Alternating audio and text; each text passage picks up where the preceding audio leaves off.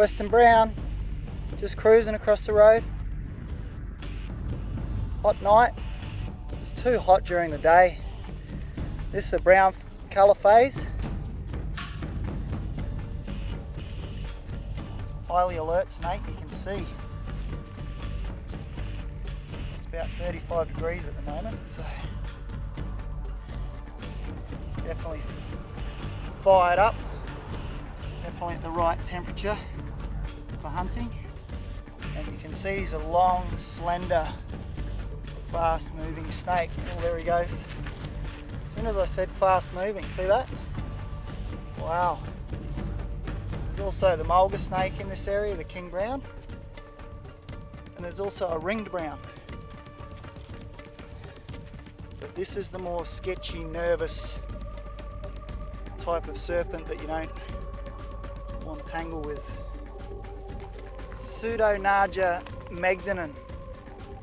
Now, this is one of the species that our other old mate, the king brown or mulga snake, would eat if he had the opportunity. And these guys can be so many different colours and patterns, it's really hard to distinguish sometimes. Have a really black head, or they can have a really pale head. They can be brown all over, cream all over. Once again, he's another diurnal daytime snake that becomes nocturnal in the summer months. And he loves eating rodents. And he'll also eat little mulgaras. So you can see, obviously, he's a slippery customer, this guy. He doesn't like sitting still. Very nervous, twitchy snake. Quite a fast moving snake. And these are the ones that will come into your house in search of rodents.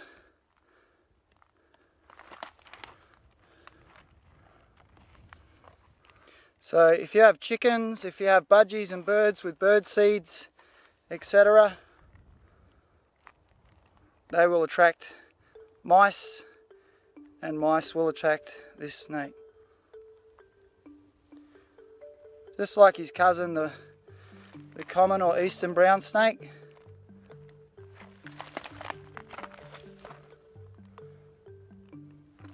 They love to eat rodents.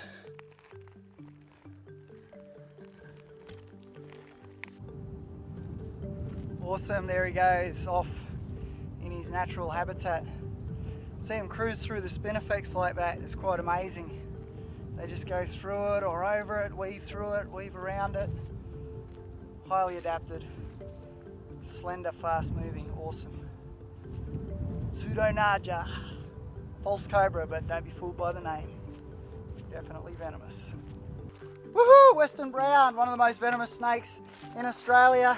Out cruising around at night time looking for a feed. Awesome stuff. Let's go and see what else we can find.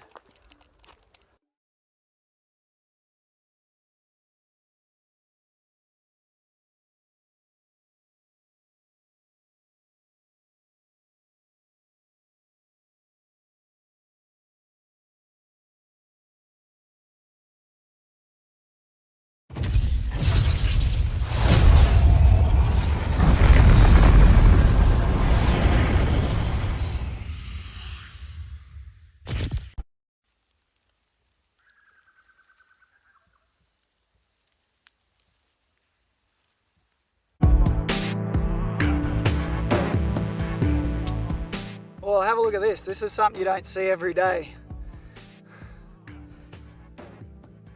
This is one of Australia's most venomous snakes, the Western brown.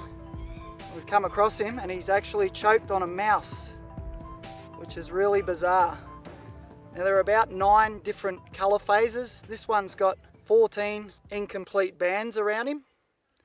They can be black, they can be light coloured, they can have a black head like a black-headed python. They can have a really light coloured head as well. In the hotter summer months, if he wants to warm up quicker, he'll have a darker coloration.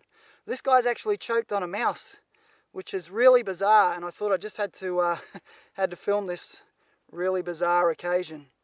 So 2 things have happened here. He's either just choked on it and couldn't regurgitate it in time, Or at the end of the trachea, when snakes swallow their prey, they push their trachea out of their mouth, and at the end of the trachea is a little glottis.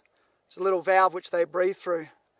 So he's either choked on it, he couldn't get his trachea out of his mouth, or maybe the mouse has bitten it, but who really knows? Typical characteristic with these brown snakes, also with the easterns and the westerns, are the orange blotches on the belly there also. And he's got more of a yellow marking around his face. Now I've also obviously got to be careful handling this snake. Even though he's dead, if my finger went inside his mouth and one of those fangs just scratched the surface of my skin, he could still quite easily envenomate me. And a bite from one of these snakes is potentially fatal without the right treatment. Who would have thought I seen the day where I saw a little mouse take out one of our most venomous snakes in Australia? Bizarre.